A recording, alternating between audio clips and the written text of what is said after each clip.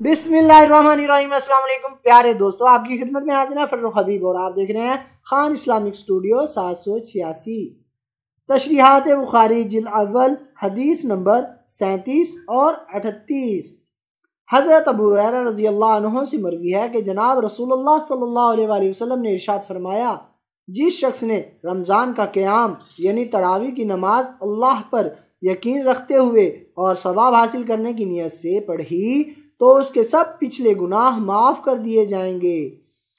शेख मदनी रहमतुल्लाह फरमाते हैं, बाज़ लोग सिर्फ फ़राइज़ को ईमान में दाखिल समझते हैं, नवाफिल को दाखिल नहीं करते। इमाम बुखारी नवाफिल को भी ईमान में दाखिल करार देते हैं। हदीस नंबर 38।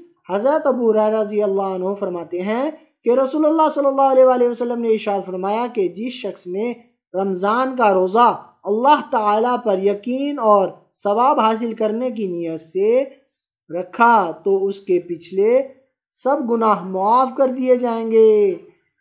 प्यारे दोस्तों, मज़ीद इस तरह की इन्फॉर्मेशन के लिए चैनल को सब्सक्राइब ज़रूर करें और बेल आइकन भी दबा दें ताकि हमारा राब्ता बना रहे। वीडियोस को लाइक और शेयर भी करें। अल्लाह आप सबको खुश रखे। आमीन। जज़ाकल्लाह। अल्लाह कमी पेशी माफ़ फरमाए। आमीन।